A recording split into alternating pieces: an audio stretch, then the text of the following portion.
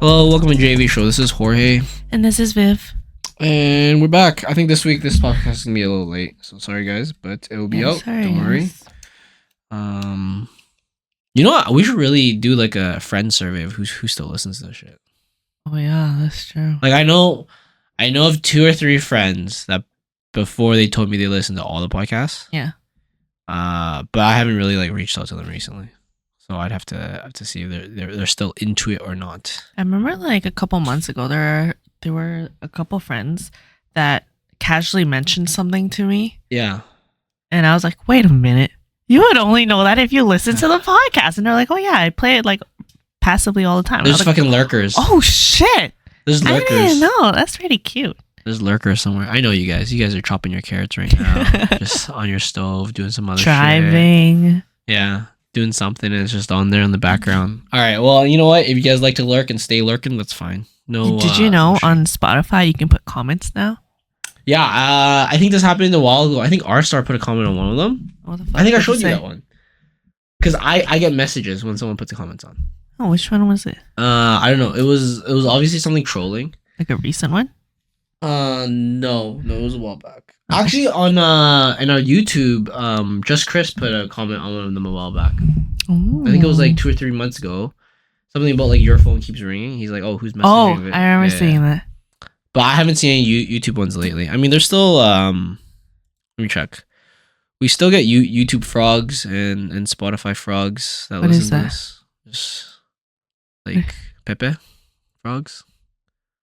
Like troll people? Yeah, just people who listens. Oh. Like yeah, like our YouTube, we usually get, I want to say average between 10 and 20. It's not much, but We do it for us, okay? yeah. And then Spotify, let's see what's average per episode. Let me check with these stats, guys. Let me share these stats with you guys. Yeah, we don't make any like. We obviously don't make any money from this because we don't have any ads or anything, and I don't think we will ever get money too. But yeah. I'm trying to see where these stats are at. Except nothing's loading on my computer right now. Unfortunate, guys. I tried, but I think Spotify has the same numbers. It's like between the 10 and 20. It's pretty sick. So combined, I would say like between 20 to 40 quote unquote views, but I don't know how many of them are real views. You know how sometimes you like click on one, you like. Oh fuck! I clicked on it by accident. Yeah. Oh, it said JV. And then, because I know for a while there's some like Indonesians or some people like really hated us because they thought we were like actually JV stuff. What do you mean? How do you know they hated us? They disliked it a lot. I think it was because they thought we were like porn or something. So sorry to my fellow Indonesians. Yeah, unfortunate. Gotta moan a few times on the thing and then I'll satisfy them. Yeah, and then maybe we'll get. I mean, if we do get kicked off YouTube for that, that means someone's listening. Right? You know what I mean? It wouldn't just worse. Yeah, I don't know. Got attention. My Spotify thing's not working right now, so I can't really check, guys. When it works, I'll give you guys the stats.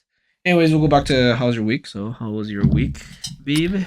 How was my week? I feel like I haven't really updated about my week in the last. Because you've been sick. I've been sick.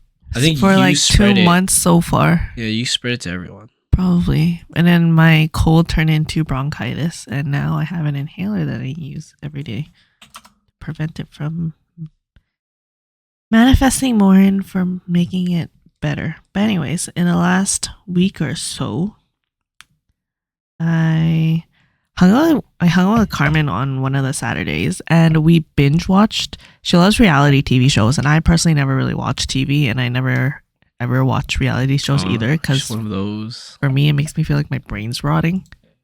But she loves it. And so I watch it whenever I'm over at her house. And there's this show called, I think it's called The Secret Lives of Mormon Wives. They just fucking bang each other? Actually. Yeah. Is that like they so just I don't understand. I don't understand why these people call themselves Mormons. But okay, I do and I don't. So I don't in the sense of there's like half of this group of moms that quote unquote sin or do things that are against Mormon values throughout the whole show. And apparently before the show started, they had some controversy that they were swingers. Wait, what's Mormon values? Is monogamy a Mormon value? I believe so. Oh, okay. So they're not really Mormons. They are and they aren't. I would imagine it's like Muslim people who secretly eat pork and they're like, don't tell anyone. You know? Yeah, I guess kind of. Yeah. Or like... Well, I think in every religion you can have different intensity of it. Yeah. Right. Or like Christians who fuck before marriage or something. Yeah. So like if you're super intense Christian, then you wouldn't. But if you're like most people, would I assume, like 80% of the population, you would not care about the fuck before marriage. Yeah. Okay, fair enough then. I guess... Yeah. I mean, it's weird because the whole premise of the show is them being Mormons. Yeah, it's basically like the drama behind people who are Mormons, but then they like do crazy shit. Where's the show located? Is it Utah? It is Utah. Okay, yeah, it's like the Mormon capital of fucking the States. Oh shit, you know so much. Yeah, I follow with the swingers. I'm just kidding. So Mormons aren't allowed to drink coffee or tea, alcohol, tobacco, illegal drugs. They are... No sex before marriage. And then no dishonesty. They're not supposed to lie. No looking at porn. Dedicate Sundays to God. No cussing. No abortions and no gambling. And they do all of this in the show? They do all of it in the show. Really? All of it.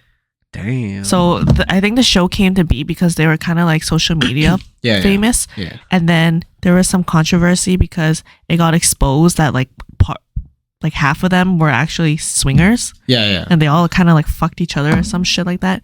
And like then each other's husbands. And stuff. And each other and all that stuff. Yeah. And then because they were popular on social media, somebody decided to make them a show. Yeah.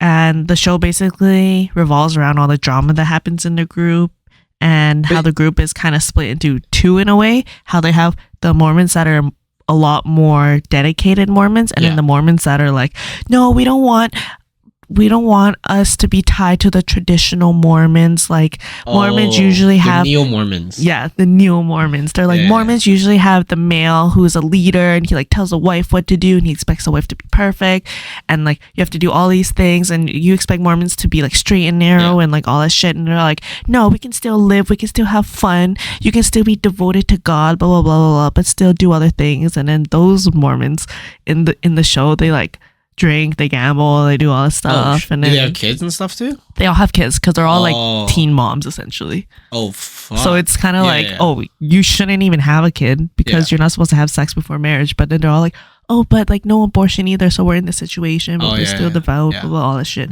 And it's so dramatic, and we ended up binge watching the entire season, which is only 8 episodes, but then still it was like 4 or 5 hours. Yeah, that's pretty crazy. Long still. Yeah. Damn, that's wild that they're that crazy. Yeah. Sorry guys, that's Taro. I'm not gonna bleep it out. It was his 6th birthday, so we'll leave that in. So see you guys. Happy birthday, Taro. But yeah, we watched that the entire time. It's like it feels like Jersey Shore on crack.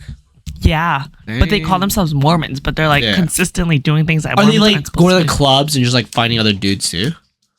They do that. Oh wow, so it's literally like Jersey Shore on like more wild version of it. They don't go to find guys, but they would go on like girls trips, and they went to what was it called, Chippendales?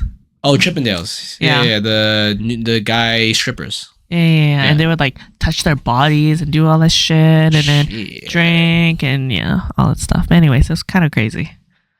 So I can see that being very popular, like a Mormon porn channel or something. Oh yeah.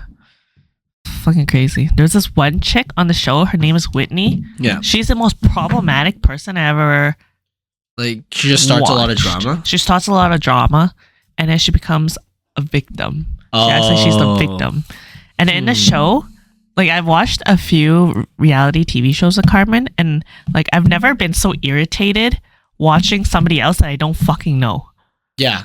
Because this chick is like, I don't understand how she is navigated through life with the values that she has, in the sense of she would start something and then be like, everybody hates me. I'm gonna leave the group, and then she would leave, and she'd be like, no one cares about me to check up on me. And then her like best friend would call her and be like, are you okay? And right after she hangs up the call, she's like, no one calls me. Like, insane. God damn. And she's a mom. It feels like they're still in high school or some shit. Yeah. Or maybe our version of high school is like too mature compared to their version already. Yeah, something like they're even that. More immature. So then by the time they're college, it's like our version of high school. Something like that. It's crazy. Damn. I mean, I actually can see. I think when Jersey Shore came out back in the day, I did binge that shit too. Oh yeah. Like I see the appeal to watching that shit. I'd watch that every computer class. Yeah. There's no it's purely for enjoyment, like and entertainment. Yeah. Because there's nothing you learn from that. Yeah, there's no value. Zero. Nothing. Yeah. It rots your brain a little. Yeah. Like you don't learn anything at all. Except for that, like, hey, you want to have a good time, you go to Utah with these Mormon chicks, and that's it. Yeah. Fucking crazy. Yeah. Anyways, I also watched what was it? Deadpool versus Wolverine. Oh, was that good? It was pretty good. I haven't watched it yet. Funny. It was good story, funny, good action. It was good story, pretty funny.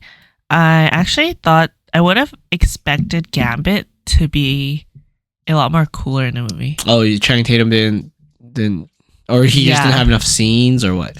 He didn't have as many scenes as I thought he would, but I also feel like maybe his role and impact in the movie was oversold by social media. Oh yeah. Because all over social media, I saw people like, "Oh my god, Channing Tatum was so good. He for sure needs to make his own movie. They for sure need a solo Gambit movie. Yeah. Look at how his acting was. Look at how great his accent was. Everything's amazing. He like made the movie, but all that stuff." And then when I watched it, I was like, "Oh, he's not fucking special at all in the movie, in my opinion." You know, okay, so just to spin off that. This weekend, me and Joyce watched a movie called Andromeda Strain. And that's because we read the book. So we both read the book this week, during the week, and then we watched the movie. The movie came out in the 70s. Oh, shit. And then what I realized is that actors just literally got more and more ripped through time, right? So back in the 70s, someone who's ripped literally didn't have six-pack. He just had a little bit of muscle, and they were considered, oh, that's a strong guy. That's crazy. Right? And now I feel like... roids. Like Chris Evans is considered the average size actor. Right, but that's like jacked. That's like jacked as crazy, right? So I was like, damn. Like, could you imagine one of those guys back in the day acting? They would be like a Hulk. Yeah, you know, they would be the Hulk in those movies, whereas now they're considered normal size. And then so the reason why I was thinking about that with Gambit, I was thinking that in the cartoon, Gambit was never a really big character. But then you have Channing Tatum playing him, which is weird because he's a very big guy, right? Like he's very muscular, really wide shoulder. What does he look like in the older movies? Like Gambit specifically, or in the cartoons? Not movies, but I was thinking of the, I was thinking of X-Men '97 or something, the one that was on Prime recently, and also X-Men Evolution. I always thought when I saw him, he wasn't like a super duper jacked guy. It kind of seems fitting though, his size. Though. Yeah.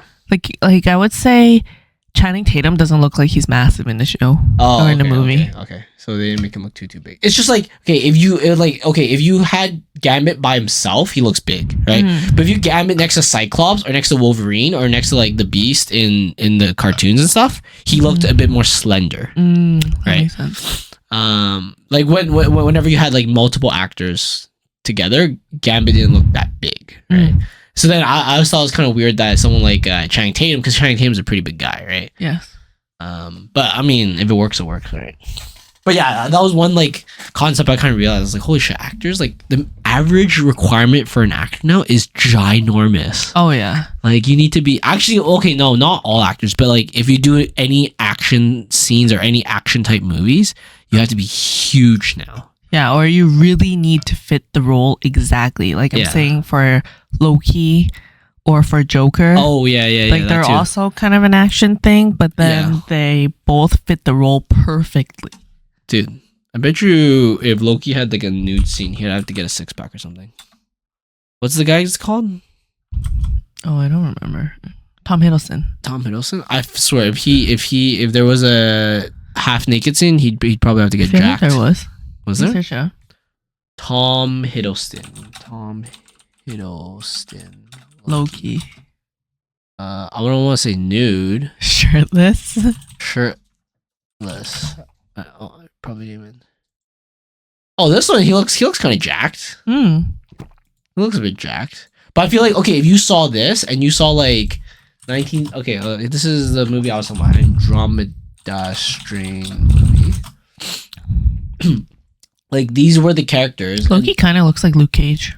And and these guys, like, even when they were like half naked, like when they were shirtless, they weren't like jacked or anything like that. Like this guy, when he was shirtless, it was like just like body hair and stuff. It was just like super plain and things. Like that was considered like a strong man back in the day. That's crazy. You know what I mean? You look like you don't do shit. Yeah. But now it's like completely upsized like crazy. Mm-hmm. But that's the same with everything too. Even like actresses with big boobs, like compared to back then and now, I feel like it's so different too. Oh yeah. Right now it's like standard. You must have X amount of cleavage if you want to be any lustful or desirable actress, right? Or your waist needs to be tiny. Yeah, like something like that. Or you need I feel like for sure the standard for having an ass has gone up by so much. Yeah. Back then it was like the cameras didn't even like look at that. Yeah. Or someone would say, "Oh yeah, she has a nice ass," but in today's terms, it would be considered flat as fuck. Do you think there was like a turning point? Like I think Scarlett Johansson was kind of one of the turning points. Or an ass. Like when she had to wear those spandex and shit and had to look hot like in them, I felt like that changed everything. Every actress had to be like that now. Interesting. Like I might be wrong. Like someone might can think of like a better, more previous one, but I think like her first movie was probably like the Avengers or whatever right before the Avengers. Yeah.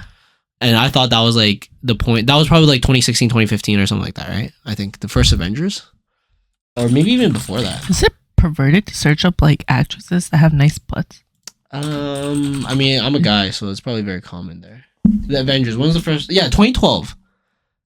Yeah, so that was quite a bit ago. And I feel like that was the first one where it's like, whoa, that was pretty... I feel like she's okay. I was thinking more like the people who does it on an extreme level, and those would be like rappers. So Nicki Minaj, or whoever else the fuck. That's kind of like insane. Or Kim Kardashian and people like that. But that's kind of like that was kind of before. Yeah, like the song "I Like Big Butts," right? That was like before that already. That's true. But in like Hollywood movies and shit like that. But I'm also under the impression that people who think that Nicki Minaj's butt or Kim Kardashian or anyone else like that, anyone that thinks that their butts are nice, they're fucking blind as shit. Blind? Because I think their butts are way too big. Yeah. They're too fat. They're disproportionate as fuck to their body, and it looks fake as fuck. I mean, as a guy, sometimes it's just nice to have a big fat ass, you know? Oh, I know somebody who has a really nice butt. You know that Mexican weather girl? No. Not well. Look it up. Okay. We're gonna search Mexican weather girl. Yeah. Weather woman. I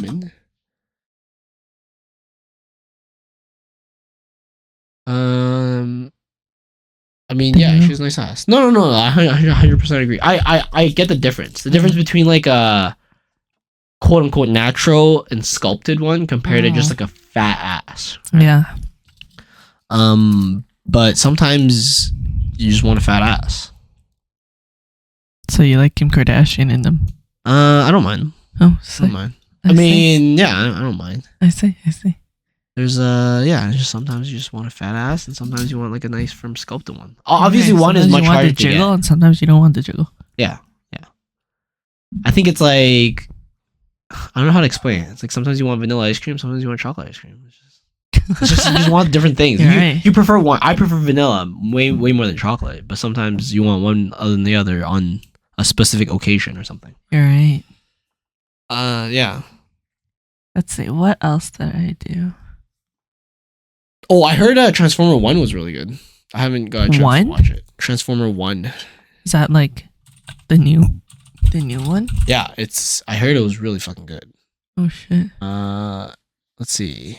Rotten Tomatoes, 98 from the people's, which is why I care most. But 89 from the critics. Okay, that's good still. That's pretty good. Yeah, I heard it was really good, and I watched the trailers. I enjoyed it quite a bit, but I haven't had time to go watch it.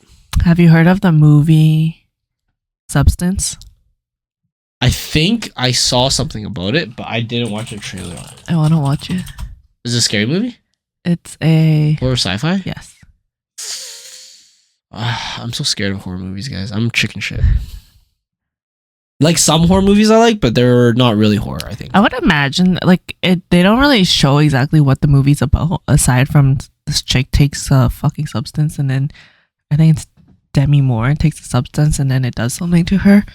It's supposed to make her like her better self or a better version of her for like 7 days or something, but then that better version, according to the trailer, looks like it's a completely different person. But it doesn't seem like it's horror, like a ghost horror movie. Yeah, it's like a mindfuck horror. Yeah, it's more like mindfuck. But I don't know. I feel like I'm actually kind of surprised it's labeled under horror, because from the trailer, I would imagine it's just thriller sci-fi. I see. But yeah, it seems pretty interesting. Yeah, I haven't had opportunity to go watch a movie lately. Did you just someone random invite you and you just go? Mm-hmm. Noelle also came back this week. Really? Yeah. She doesn't message me when she comes back anymore. What a bitch. I know, right? She was only here for a couple days. That makes sense. She doesn't have time. Mm-hmm. Probably. She was like probably just see the fam or something. Yeah, she was only here for like 3 days. Yeah, but she came, we hung out, we had dinner twice. It was really nice catching up with her. When's the last time you watched a movie by yourself? Oh shit. A long ass time. Really? Like one like at home or two in theater? I've never actually watched a movie by myself in theater. It's kind of, it feels weird, but then it's kind of cool too. I don't think it's weird per se, but then for me, when I think about it, I'm like, okay, if there's a movie that I specifically want to watch by myself, I'd rather wait for it to come out online than I'll watch it by myself in the comfort of my own home. Not necessarily because I'm like afraid or I get nervous about going out by myself. I just think it's more worthwhile if it comes out online. Then I'll watch it by myself and I can make food and I can get all cozy and then like spend time by myself in that manner. I mean, it's like max minning being able to watch it. I completely agree, but I would say it'd be kind of cool if people just tried it. Try watching a movie by themselves. I can see that. It's like a completely different experience, right? Because the last time I watched the movie by myself in the theater was when Mario came out. The Super Mario movie? Yeah, my sister got free tickets. And that same weekend, like, no one was free. And I was like, well, I'm not going to, like, waste these free tickets. So I just went and watched it. And it was good. It was a cool movie. It was, I mean, the movie was more like a childish movie. Like, it'd be good with, like, a kid or something like that to watch that. Yeah. But it was one of those things where it's like, fuck, kind of like the stars aligned in a way where no one was free. It was free anyways. So I was like, doesn't make sense to waste it. That makes sense. And I had time that it was like kind of like a early movie because it was for kids and stuff. So I was like, I had time during that time. So I was like, fuck, like it doesn't make sense for me not to go. So then I just went and watched it. What was your favorite experience that you've done alone that people normally do with other people? Alone. Favorite. I feel like they all feel lonely when you do it alone. But then lonely, really? Yeah, a little bit. But then afterwards, it feels like, oh, this is fine. Like it's like at first you're kind of afraid of judgment when you go, and then afterwards you're like, oh no, this is fine. This is cool. This is like fine. I get to just do this, right? So I think I've been to like a comedy show by myself before, or like a play. I've been to movies by myself, and then I traveled by myself. I mean, the travel by yourself, you kind of do everything by yourself, right? Yeah. Like you go on a plane by yourself. I mean, which I've done many, many times. Yes. So that's fine. Because, like, for example, even when I came back from Philippines, I came back at a different time than Joyce and her fam because they came back later. So I just flew by myself back. And then whenever I go to San Diego for my robotics thing back in the day, I just flew by myself too. Like, we had a team that went, but if our tickets didn't align, it just didn't align, right? And then traveling by yourself is kind of cool because you just have to, like, it does feel lonely for the time you're there, but then you just get up and you just be like, I want to do this, this, and this, and you just go and do it. Why do you think it feels lonely? Because, like, for example, when you go on a hike, you see something very, very, like, nice and beautiful, and you take a picture of it, but, like, the picture doesn't really capture the beauty of that scenery, right? So then it feels nicer and less lonely if you can like share that with someone. Like I can't really ever tell anyone, oh, remember that time we went on that hike and we saw that really cool thing, right? For me, it'd just be like, oh, I just remember that for myself, right? So that's the only real lonely part. It's like you can't really share an experience, as in like talk to someone and be like, hey, remember that, or like that cool thing that happened. Yeah. But then it's kind of cool too because now you have this for yourself. That's very interesting. Yeah. I don't think I've ever felt lonely when doing something by myself.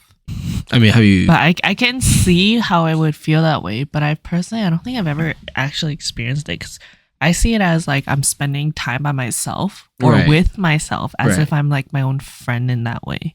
I see. And then when I don't have anyone to share that memory with, to me, it's almost just as special because I can only share it with myself. Right. Okay. Yeah. Yeah. Pretty interesting though. It's just, yeah, I don't know. For me, it's just like, oh, it's cool because you have a shared experience with someone now, which makes it like kind of elevated, right? I can see that. But then when you do it for yourself, it's nice. You're like, you bask in the moment a bit more. So when you do it yourself, you literally, because you have no one else to talk to, you just enjoy and feel the entirety of the moment more. I agree. So there is a difference in that. I feel like when I do things by myself, it's when you say that when you have somebody to share with, I see it as I'm enriching my own personal life on this earth and my own experience. Right. So like if I were to be on my deathbed, which I think about a lot, not necessarily my deathbed, but like my last day, and I think back on the rest of my life, I would think about like these moments that I spend by myself are moments that will add to the quality of life and the memories that I have on that day when I'm looking back on like the entirety of my life. Yeah. It's like, oh yeah, I had that really nice time and that was really nice. And these are actually like memories that I had while I was specifically living life, if that makes sense. Yeah. No, I feel that. Yeah. Like the whole like, when you're actually there and you feel that entire experience all for yourself kind of thing. It's like this is my life. Yeah. This is what I'm doing. Yeah. Yeah, no, I feel that. But yeah, I don't know. I just think it's different. I think people should try all that stuff that I just said, but I do get what you mean though. By it can be nice to also have somebody share it with. Yeah, to have that rapport back and forth and be like, you remember that time and blah blah blah blah blah. Yeah, 100%. It's almost like it enhances the memory of it a little bit, I think. Oh yeah. Because now it's not just one person's recollection of it. Which is kind of weird. It's almost like a hive mind type of thing. But yeah, I can it's like see it. lack of just, or not lack, but like having multiple recollection of it just makes it feel different. But I still always recommend people to try, like truly try going on a trip by themselves. Like I would say like for a week or something like that. Yeah. Right? Because like I think most people that we know of have never spent a week not with other people, like not with their like friends and family and stuff. Right. Yeah, I would say so too. Like that being said, it wasn't like didn't know anyone. Like I met people online and I like met up with them, or I went on like walking tours with random people. It wasn't like I was completely alone, but it's just like I don't know these people outside of this thing. Yeah. Right. So I would say I also haven't fully been on a trip by myself for a whole week. Like I've definitely done ones where I've been alone for like completely alone, never really saw anyone, never really saw anyone that I actually knew for like 5 days. In like Vancouver or something? For Vancouver or when I was in Europe. Oh, I see. But not... I mean, that's about... Never a full week. I mean, like 5 days and 7 days isn't that big a difference. I mean, but it's still something, right? Yeah. But no, it's cool if you do it like, especially in a foreign country. I love it. I love like traveling by myself. I personally feel like within Canada is almost a cop-out. Because it's like the same as really easy. It's like really similar to Edmonton. Like anywhere within Canada is similar enough to Edmonton that you don't really have to worry. Like there's always a Walmart there, or there's always, I feel like the part that's different is that you're on this little adventure by yourself, though. Yeah, that's true. Yeah, versus when you're traveling, when you're moving around Edmonton, it's just, okay, I'm going home later, I'm going to see everyone. I can run into fucking anyone anywhere. Kinda. But then if you go to even Vancouver or Calgary by yourself, then it's, okay, from this day to this day, it's just me type of thing. Yeah. It's a bit more adventurous. But when you go to something like like a random Asian or European city, it's like, oh fuck, I don't even know where to buy or like it's not that you don't know, but it's like there's no reference point, right? Yes. Like whereas like what I always say, like if there's a Walmart, that's reference point because you can just go there and buy all the shit you normally buy at your Walmart, and the prices aren't going to be that much different, and you're gonna have all your essentials, right? The feeling is a lot more grand. In that way. Yeah, it's just so different, right? So I love it. I would say some of my favorite memories in the past decade would be by myself. Oh really? Maybe you don't have a soulmate. Maybe. You lonely fuck. Do you believe in soulmates? Let's see, what did I do this last week? I'm trying to think. You fucking... What? Do you believe in soulmates? Oh, is that what you said? I thought you said something else. Yeah, I do, kind of. Oh. But it goes back to that question we asked the other week. Like, is it better to have is it better to have two or none? Oh, true. Right? And that's a fucking wild question, in my opinion, at least. Because having two would be crazy. It would only work if you could do like a triple thing or something. That would be ideal. But then you'd feel so greedy. Because what if your soulmate isn't your other soulmate's soulmate? That's their problem, not mine. Right? I'm fine. Oh, dude, on Monday when I was playing volleyball, I got hit in the face so hard. That was crazy. That was from a serve. Yeah, it was just serve. I just fucked up. It was serve. I thought it was gonna go down, and it go down, stayed high, and it just hit me in the face. Oh shit. Yeah, I was dazed a little bit after. Just a little. Where did it hit? Like right like smack my in your entire face? left face. Oh shit. I mean, it's good. It wasn't like one point. It was like the entire face. But it wasn't too. It was one of the things where I was like, oh shoot, like I'm gonna sit down for a second. But it was like the last point of that set, anyways. Oh shit. So then I was like, oh shit. Like I just had to tell that guy so he doesn't worry. I was like, okay, I'm fine. Who was it? It was just some Filipino on one of the other teams. Yeah. And then we just went to our corner, and I was just like, oh damn, I got fucking smacked. God damn. What was the reason?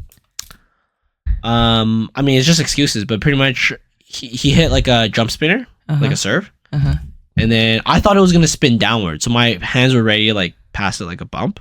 Oh. And then it like when it passed the net, it was like literally just above the net. So I thought it was like, oh, it's gonna go pretty like it's gonna go. It seems like it's gonna be a pretty good down ball because it's like just above the net and it had some spin to it, right?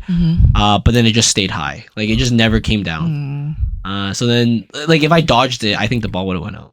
Your platform was already there. I was ready. I was ready to fully pass it, and then I thought it actually like grazed the net, but it didn't. So then when I looked down and back up, it already hit me. Ah, fuck. I was like, oh fuck me. Were you guys recording? I don't think so, but they might have been recording, but I don't recall. I see. Yeah. So I mean, if you could ask them, they might have a recording of it. That'd be kind of cool. Damn. Other than that, it was Taro's 6th birthday, like I said before, so that's exciting. He's so old now. How does it feel? So the weird thing is, definitely for him, his dog years is not like 7 human years. Yeah. Because he's a small dog. It's also not linear in general. It's not like 1 year, 1 human years equals 7 dog years. It's. But that I think that number is more consistent for big dogs. Oh. So like a Great Dane probably only lives to like 8 or 9. Really? Yeah. I did hear that the bigger the dog, the shorter the lifespan. Yeah. But like I think Taro-sized dogs probably live for like 15, 20 years. Right? So then I was like, living will last. Yeah. So the 7 doesn't make sense, right? If it's 15, 20 years, right? So then it's more like maybe 5, right? So technically he'll be like the same age as me right now, 30, because he just turned 6. Whoa. Yeah. Technically speaking. Time to pay rent, Taro.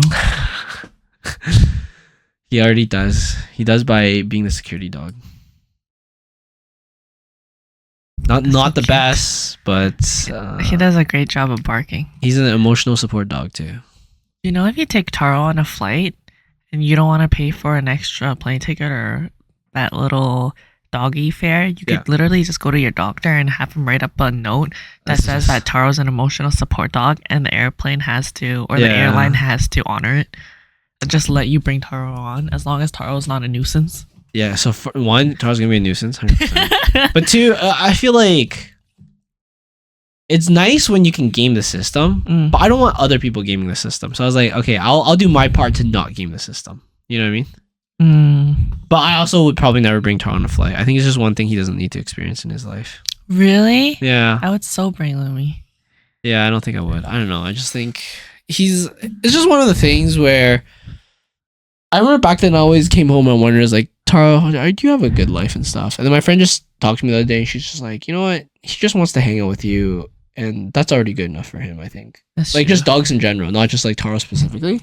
That's It's just like their mentality is a little different. I was like, that does make sense. I can definitely see it from that point of view. So I just feel like he loves his life. He loves what he does. Why fuck with it, you know? That's true. I've seen online that there are some people that bring their dogs traveling everywhere. Yeah. And when I see that, though, I'm like, oh, yeah, Lumi could experience these beautiful things. She's never touched. That's true too. But I also think like some dogs are just like humans. They're just homebodies, you know. They just like their territory. They just want to like do the same thing every day and eat snacks and just, you know, sometimes meet new people, but if not, meet the people they already know and hang out, right? Like my like Taro loves like seeing my cousins and stuff, and when they play ball with him, they just fucking love it. Yeah. I just feel like, you know what? I'm not gonna like force him to experience things that I think he should experience. So you don't think he would experience or enjoy it? I'm not sure if he would or would not, but I just don't think I would like want to force him to do anything, right? It's almost like, hey, if it works for everyone, let's do it, right? I feel like I wasn't. Oh, sorry. Go ahead. No, go ahead. I was gonna say like going on hikes and stuff. It just happens that he's there. He's there. Right? Hikes. Yeah. I was gonna say I feel like I could have been more proactive this summer with bringing Lumi on at least one hike. Oh. Because I know she loves that shit. Oh yeah. But I do not. Yeah. I mean, even at the dog park now, Taro doesn't even play with any of the dogs. Oh, Lumi does. She loves other dogs. Taro, like, I think he'll like sniff a couple dogs, and after that, he's like, I'm done. I just want to just, you know, sniff the ground and sniff other things. Yeah, exactly. Like, there's very few dogs he's really into, and I just think it's just him. Who's a dog that he's actually more into like, than others? If we're at a dog park and there's like a small, fluffy white one. Oh, yeah. He'll be all up in their face. Lumi's too big for him, huh? I think so. If Lumi was smaller, not like weight wise, but like just height and everything, I think Taro would actually kind of like Lumi. Fortunate. Yeah. But then Taro's weird when he likes a dog. He just wants to hump them. Right? You know what I mean? Like, there's no like, oh, let's just like hang out in each other's spaces. No, he's like, I'm either gonna hump you or I don't care for you. What a fucking whore. Yeah. I know, right? That's Taro. Anything else new for you in the week? If not, let's talk about whatever random shit we want to talk about. I think the only other thing is I'm gonna finally go on a break week from working out. Oh shit! I think this is my own fault, huh? A deload week? Yeah, I always like extend my loads or whatever my normal weeks too much. And then I just feel like I need to take a bit more. I actually find it hard to strategically work in a productive deload week. Like, I know there are some athletes out there that regularly structure in a deload week. Yeah. And it's a part of their program or they intentionally do it so that they can benefit from it. Yeah. But my deload weeks are just fucking weeks or days when I just don't fucking feel like going to a workout or I'm just too tired. But that's not necessarily a real deload week. That's just not going to the gym. Oh. But a true deload week, which is what I imagine you're actually doing, you actually benefit from it. And you're not entirely just skipping out of the gym. You're still working out, but you're intentionally deloading from your regular routine. Oh, like lifting but at lower weights. Yeah. Oh, I'm not doing that at all. Oh, okay, never mind. What are you doing? I'm literally just going to do just my running still and then my physio stuff for a whole week just to give myself a little break. No, that's it. Because I feel like I literally always do this, like where I was like, okay, I'm only going to deload when I'm going to go on vacation. Yeah. And like before, I think I was a lot more consistent where I go like every 3 months or something like that. Mm-hmm. Is it every 3 months or every 4 months or something like that? But now I feel like it's actually not enough. I feel like I actually need more time, more breaks between my vacations, and I just need to set it up better. You think it's because you're getting older? I think so. Actually, legit. I can see it. And I see like, yeah, I don't know. I just feel like it would just be more beneficial for me than to like suffer through this. Cause like, you you can kind of tell when you start getting more injuries and shit, where it's like, oh shit, like I'm overdoing everything, right? So like because my finger's been injured, I haven't been able to like max out as much, and I feel like, oh, this is just gonna keep compounding until I just like take the time off I need and let it fully heal and let my entire body fully heal. Because obviously I think when your finger's injured, either hand, you're gonna compensate it with other parts of your hand to like lift the same amount. I feel like that's just gonna stress everything out more. So I was like, fuck, I think I should have done this like 3 weeks ago or something like that, right? And then it would have helped me a lot more now. Like I would have been in a better state right now. So then I just had to find a better strategy to work this in. I mean, this also doesn't help that this coincides with I'm thinking about trying to gain some weight now again. Oh, in what way? So I think before, like way back when we went to LA, I was telling you, I was like, oh yeah, I think what a fun trip. Yeah, my good weight was like 150. And then a year later I was like, no, like I can't, like for me to get back down to that, it just doesn't make sense anymore. Like I think I'm losing too much benefits. So then I stuck to 155 for a while. And then the other day I was at 155. So when I say 155, that means when I'm hungry and like just went through like a run, I'm like 152. Okay. Right? Because like I'm dehydrated, I haven't ate yet, all that stuff. And then normal walking around, I'm around 155. And then after I eat and stuff, I'm like 157. Right? Like that's how I consider my ranges. And then I looked at myself in the mirror at like 152 after a run. And I was like, if this is the biggest lean mass I have, I think I need to gain a bit more weight. Oh yeah. So I was like, I think it'll be more beneficial for me now too, because I'm still quote unquote younger, where it's like easier still for me to gain muscle mass. Yes. Than if I was like 10 years from now, if I said I want to gain 5 pounds of lean muscle mass, it's gonna be like a journey. Yeah, it's definitely gonna be harder. Right. But now it's I'm be like easier for you to gain fat. Yeah. So then now I'm just like, okay, maybe this is a good time to do it. Like 5 to 10 pounds now. Like think about it, and like because I'm gonna still run like all the time, I feel like it won't be hard for me to do it in a way where it stays lean. You know what I mean? I agree.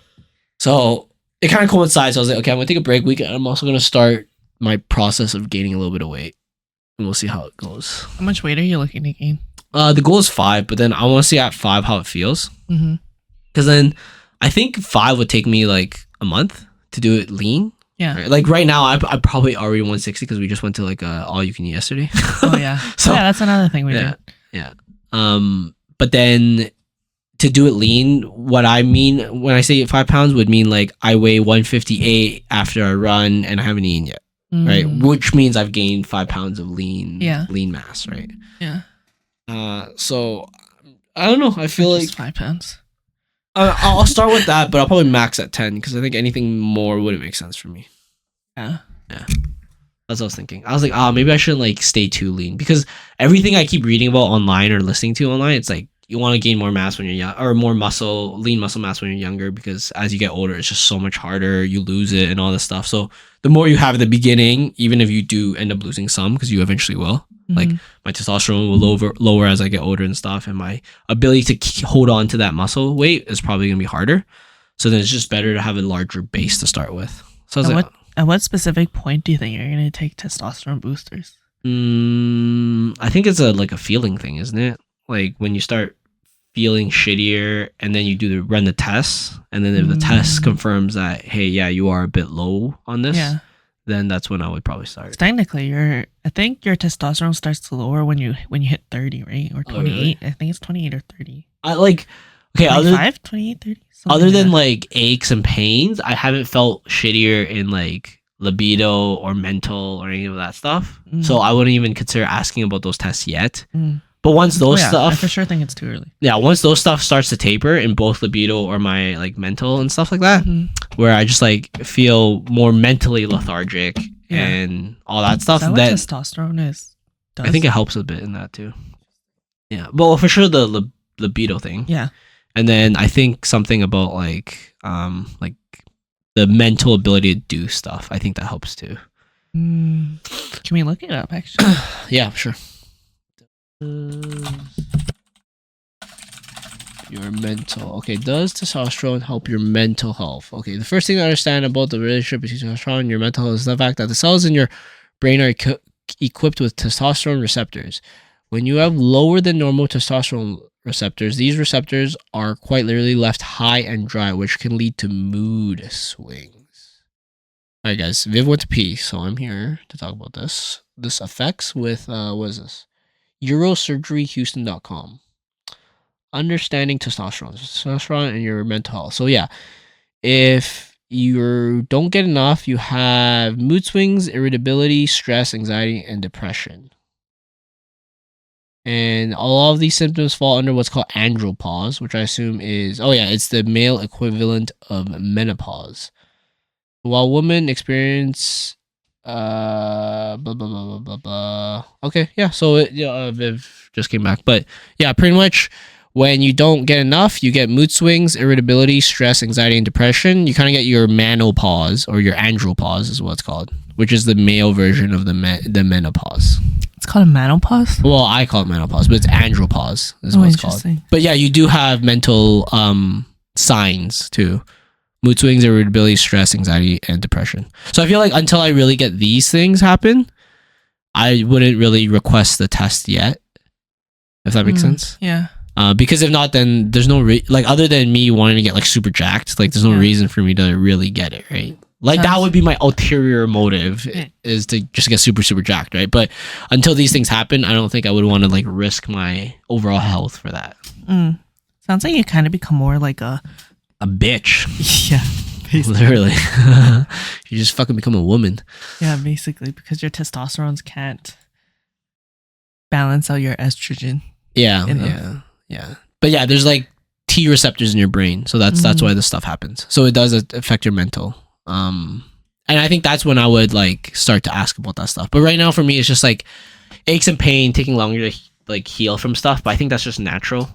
Like the expectation is just so off. Because back when you're like in your 20s, it's like everything heals so much faster. So now it's like my expectation is just off. It's not that I'm not healing as fast. It's just like my expectation, or I've lived more of my life in my 20s than my 30s, right? So then that's my expectation of how fast stuff heals. But in reality, that's not the truth. Yeah, it definitely declines. Yeah. So I probably not think about that yet. But I do think I just need to take more breaks and like a smarter way when I work out. That makes sense. But I'm not like full on not gonna like be sedentary the whole week. I'm still gonna do my running because I don't feel like that affects my lifting that much. So I still get that cardio health and all that stuff, and then next week I'll get back onto it. It's really the finger thing that bothers me the most, actually. Why don't you do physio for it? I don't so I've done it before and they don't really help. Like it's literally mine helped so fucking much. Okay, but yours is like a bone, isn't it?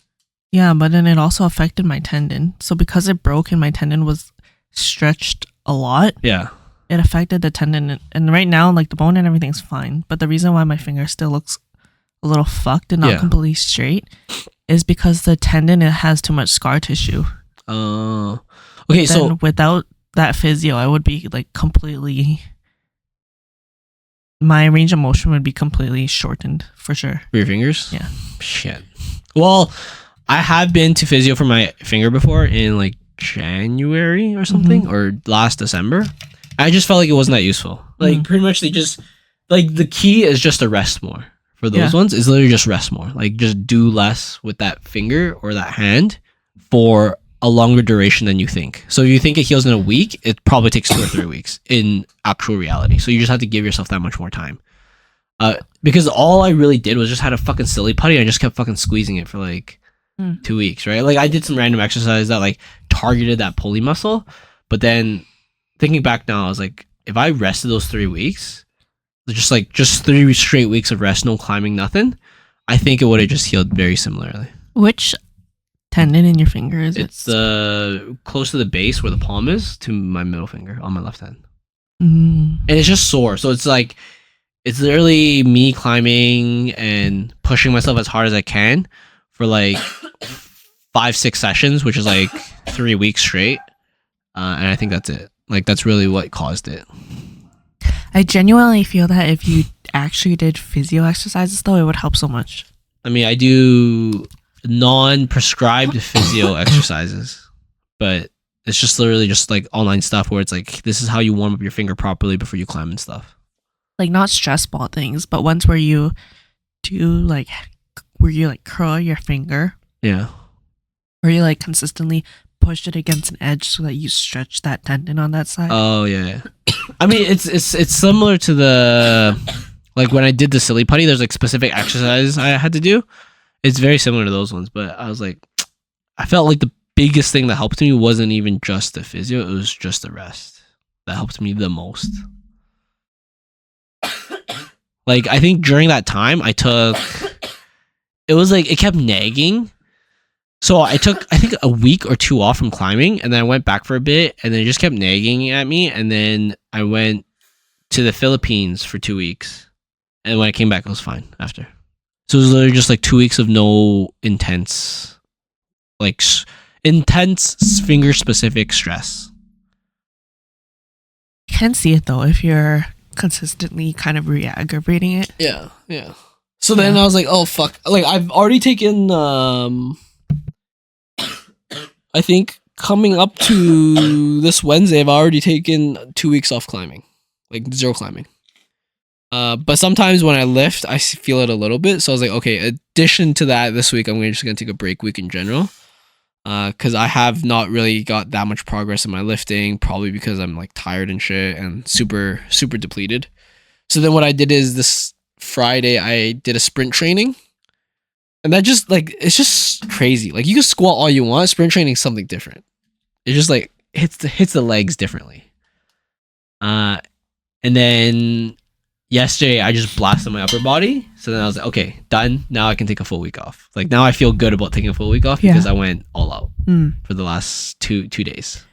Do you notice your finger being injured affects or do you notice it affecting your grip strength at all during your lifts? No, not that much, but it affects my real life, which bothered me. It's like if my dad helped me, like, or my dad asked me to carry something, I can carry it, but it just like bothers me. Like the finger would bother me. So then that's when I started thinking about like, okay, guys, like this is something like really affecting me now. Because if it was just like a shoulder thing and it only happened during volleyball, then I would just like kind of just fight through the pain. But if it started affecting my real life, then I'd be like, oh, hold up. Like priorities here. Real life's a bit more important. I gotta just like stop doing this for just a bit until it's like cleared up, right? So yeah, it is what it is. Getting old sucks. So you should try heat therapy too. Yeah, I mean I go to sauna every day, so or directly on your head. Yeah, when you don't do that. Because like right now I do direct heat therapy on my back every single night. Yeah, I could just like stick my finger there too while I do it. So I feel like that helps so much. Actually, speaking of which, I recently got that thing you were talking about, the thing with your bed, and you have a little stick to like connect you hold your phone up. Oh yeah, how is it? So I have that for my Kindle because I kept hating like holding my Kindle, and it's like it's not a lot of weight, but it's like very what's that word called? It's like cantilevered off my hand, so there's a lot of like torque on my hand. So now that I have that, it's kind of nice, but I think my eyes have to adjust just having it stable there all the time. Why? How would you hold it before? You just fucking shaking all the time? No, but it's like you read for like maybe like 5 minutes in one position and then you shift and then your eye shifts a little bit. Whereas like staying in one spot and just reading in one spot for half an hour, I don't know, it just feels like a different strain to your eyes rather than like shifting a little bit every 5 minutes, right? Yeah. So I just have to get used to that, I think. But it's not like I can't. Like for example, when I do my zone 2 cardio, I have my Kindle and it's in the same place the whole time. I'm just like running and I'm just looking so it's slightly different. Yeah. Yeah. So I just have to get my eyes used to it. But it's cool. Like I personally like it. I want to do some customization. So I want to like install a thing on top of my bed so I can like flip it up when I'm going to bed. And the thing will be like nowhere near my head. Yeah. And then flip it down when I want to read. They're pretty sick. Yeah, it's simple. I mean, I have all the tools I need, right? Like wood, and I have 3D printer. I can make anything I want. So awesome. Yeah, we'll see how that goes. What book are you currently reading? I just finished the Andromeda Strain, the movie we were talking about. It's kind of a cool book. I wouldn't recommend people to read it because it's kind of a short book. I mean, if they like it, but it's not that interesting. It's more like 1970s. You know, what happens if like the satellite came down from Earth and had some like alien thing on it? Yeah. And then that was a thing that killed like entire town, and it just kind of talked about that, right? But this was like back in the 70s, right? Yeah. And then what happens in the book? And it just mutated, and that's it. The humans just mutated? No, the strain.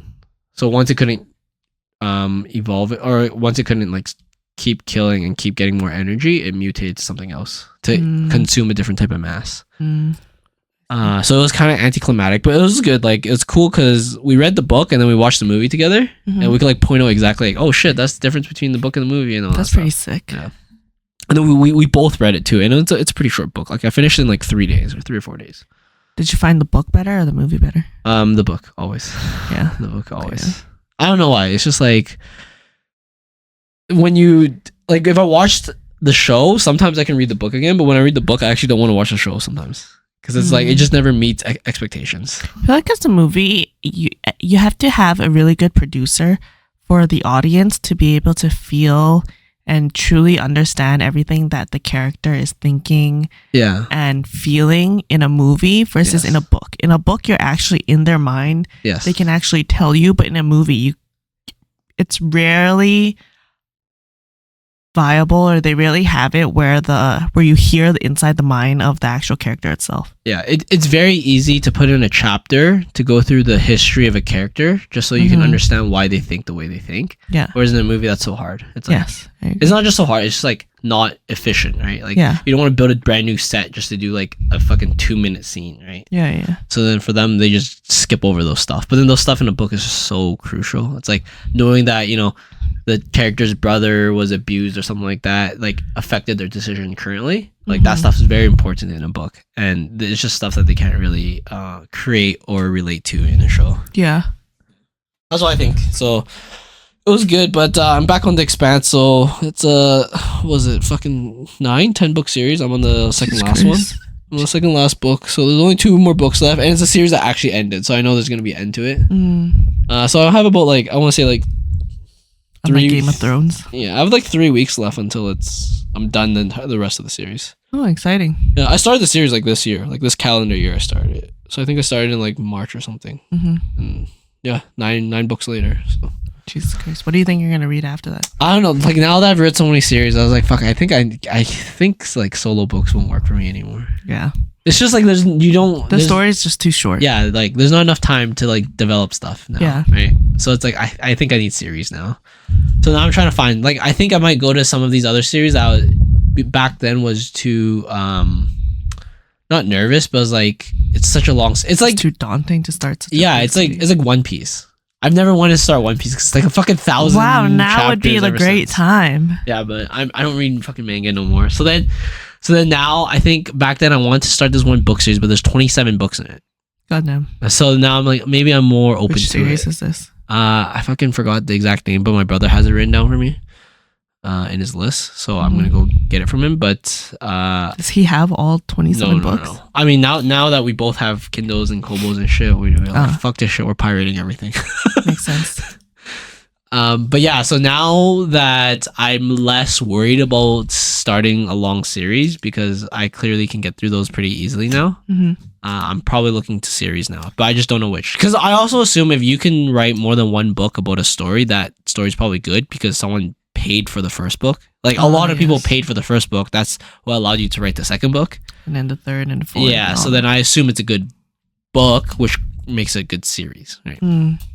But I'm not sure yet. But I definitely think I still like the realm I'm in right now, sci-fi fantasy, maybe something in that realm. I don't think I'd be into anything slower. I don't think I'd be into like eroticas or romance books.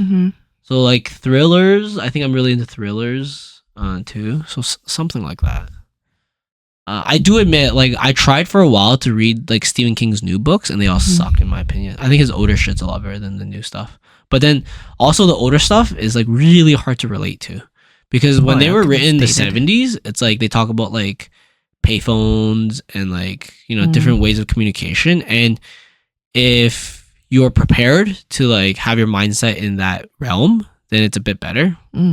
But if you like the newer shit, it's really hard to get back into that, right? Because the newer shit's all about like you can instant communicate, you know, like so like back then they can kind of work around plot holes because, you know, payphone you couldn't find someone, right? But now it's like, oh, you know, there's trackers, there's cell phones, there's cameras and all this shit. So then I feel like now it forces the author to have to become more creative so they don't create a plot hole for themselves. Oh, I can see. Right. But whereas back then it's like, Yeah, they just couldn't find him because payphones and shit like that. Right? Nothing fucking existed. He just ran away. Yeah. Like no one saw him. He just left. Right. Whereas now it's like, oh, there's like fucking 50 cameras every street and shit like that. Yeah. Everyone has a doorbell camera now and it's all that stuff. So it's like to commit a crime in a book now, you have to think about so much more. Yes. Because like everyone has a Ring camera. You can't get away with fucking anything. Yeah, exactly. Right. So then that creativity is something I enjoy a lot more now. So I can see that. Do you remember looking into that book that I told you about called The Rifters by Peter Watts? No, but is it good? Is it a series? It's a sci-fi book. Is it like singular book or is it a series? I believe it's a series. The Rifters? The Rifters. By Peter Watts. Rifter series by Peter Watts. How many books is this? The other thing, I hope people aren't intimidated, but I do judge books a lot more now since I've read a lot more. There's 3 books. There's 5 books. There's a part 1 and a part 2 to book 3. And there's a book 3.5. But yeah, one of my coworkers recommended it to me because I was telling him about how I really like some sci-fi books. Yeah. And he was like, "Oh, if you love sci-fi, these are the best sci-fi books that I've ever read so far." Oh, really? Is he a cool guy? Like, I don't take recommendations from anyone. Like, he's alright. He's pretty decent. He's very into it. Oh, okay. I mean, I'm down. I was thinking I was gonna have to like do some more research soon to really find like. Now that I've read books where there's a big following, I feel like it might be easier for me to find where these followings are now. Right? Like, for example, Red Rising. There's like literally a podcast about it on YouTube, right? So I was like, oh, if I could find a podcast about a book series, it's probably going to be a really like good book series that people thought it's worthwhile to make a podcast about it. I can see that. Right? That's what I was thinking, at least. I wonder if there's an online book club that you can join where people who have the same nature as you or the same taste in novels as you. Yeah. This is it. This is the JAV show. This is what I'm doing. I'm trying to get everyone to read Red Rising so we can all talk about it. I'm currently reading it. It's getting It's the fucking goal. Like, Joyce is reading it. I know you're reading it. I just have to get a couple more people. I know my brother's already into it, so that's already one down. I need to get a couple more people into it, and we can have ourselves... Dude, it'd be sick if you guys actually read, like, the first, like, 2 or 3 books, and then, like, next year Halloween, we all, like, dress up for it. I mean, it'd be kind of nerdy. Oh, actually, not even for Halloween. When the next book release, we dress up, or when the show comes out, we dress up to watch the show. That'd be so cool. Like we did for Bob's Burgers. Yeah, like we did for Bob's Burger. We all dressed up it, or... Yeah, if they... So I don't think they're coming out with a movie anymore. It's just a show now. But if they did, it'd be so cool to have a watch party. That'd be pretty sick. Yeah, if we had a bunch of people. Like, not even... You know what would be the coolest thing? A bunch of random people. So, like, a bunch of people we personally know, each of us, but we don't normally all hang out together. And then we all hung out together just to watch this one, like, pilot episode of a show because we all read a book that we liked. That would be so cool. That'd be interesting. Yeah. That'd be super You could... market it at EVP. No, fuck that. Every single time you hit a ball, you'd be like, "Have you watched The Rifter?" Or not The Rifter, sorry. Red Rising. Have you read Red Rising? So eventually in the books, there's like a saying they use. That would be the saying I would use to advertise that book. I mean, once you get that saying, I don't want to ruin it for you, but once you get that saying, then we would use that saying as like a way to advertise the book. Next volleyball season, you should name your team name. I recommend you read Red Rising. That's actually really smart. That's really, really smart. I can't because I also created our current team name, so I can't change it too. It's too much, you know. It's too much. Yeah, every single time someone looks at the schedule, they're like, "Have you guys ever played again?" I recommend you read Red Rising. I should just sign up for like volleyball tournaments and fucking slow pitch tournaments. And random shit. Don't even show up. Just pay them the money. How would you for advertising? Who's Red Rising? Have you guys seen Red Rising team? Oh, it's a thing, guys. Come on, let's all get into Red it. Rising? Yeah, I should see if other people in Edmonton actually read this book. Yeah, get into a fucking thing. All right, let's finish off this podcast with talking about the last of the Esther Perel podcast. Oh, yes. I think me and Viv, on our last podcast, we talked about it. It was by Andrew Huberman, and we talked about this lady who was on his podcast that was an expert in couples relationship and intimate relationships. One thing I want to talk about is narratives. I don't know if we talked about this last, but I don't think we did. Where it's like every conflict you have with your partner, there's different narratives to it. And I actually never... I feel as you feel. Yeah, so like, I never truly thought about it until she talked about it, and I like accepted the idea. You know what I mean? Like someone could tell me something, and it could just be like, hey, vaccines are bad for you. And I could hear it. And I could maybe think about it, but I wouldn't accept it yet, right? Oh, yeah. And then this was one of the few ideas where I was like, oh, okay, let me accept it and try to think about it. And then the scenario I thought of is like it's very applicable. Yeah, but it's like super dumb. But I feel like until you think like this, you won't actually realize it, right? So like so what she was talking about is like everyone's narrative is different. So if you have a conflict with someone, the way you see the story, the way your partner sees the story, and how the story actually happens, those are three independent truths. They're all truths. They're just different truths, right? So then I want to test that for myself. I was like, okay, let's test that if this is true in all scenarios. So if it's true or not all scenarios, in many scenarios. So I just thought of a random scenario. I think I was driving home and I was like, okay, the scenario I have to think of is just something just random, right? So then I was driving and then I saw some grass. So I was like, okay, the patch of grass is green. It's just a plain statement, right? Yeah. I was like, if I can't make this true, then technically nothing can be true. But then I thought about a bit more, and I thought about like, okay, what if that patch of grass is green? To me and to you, what if green is different? Right? I see the patch of grass. I'm like, no, it's yellow. Yeah, exactly. And then the other thing I thought of is like, what happens if this person like grew up in the desert and a patch of grass to them and a patch of grass to me is different? So then both the fact... This isn't even a patch of grass. Yeah, so both the fact of green and both the fact of patch of grass could be two different truths to two different people. And finding out that is just a plain factual statement made me think like, oh, maybe it's not a plain factual statement anymore. You know what I mean? Like, maybe I actually have to think about how other people's narrative come into play a bit more. Oh, interesting. Which, using that example for myself forced me to start thinking more about like other people's narrative. Well, that's a very interesting take on it. Yeah, because I just want to do something like super logical, right? Yeah. Because like I do, like when she said that, I was like, well, that doesn't make sense, because if you have an argument, there has to be something that's true, right? And I still think that's still kind of true. So like I still think like, for example, numbers and mathematical stuff, they're still factually true, right? Like 1 + 1 is still going to be that answer, right? But now that you talk about, you know, adjectives and nouns and other things in the English vocabulary, yeah, it's actually true that the narrative is different from different people. So you could have a conflict with someone where it's like the patch of grass is green, and your conflict shouldn't even be a conflict, but it's literally just because your definition of grass or your definition of green is just different. Yes. Right.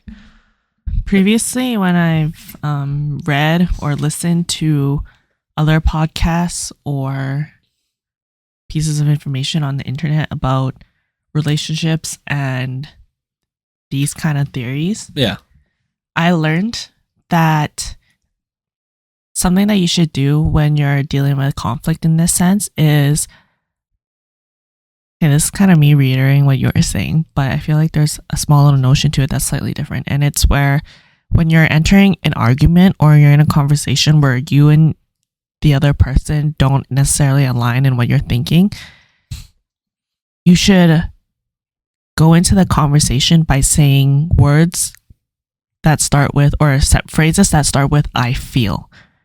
Because if you go into the conversation or the argument with something else, then it can become argumentative, or you can be attacking or blaming the other person for something in your head that feels like a truth, but in their head is not a truth.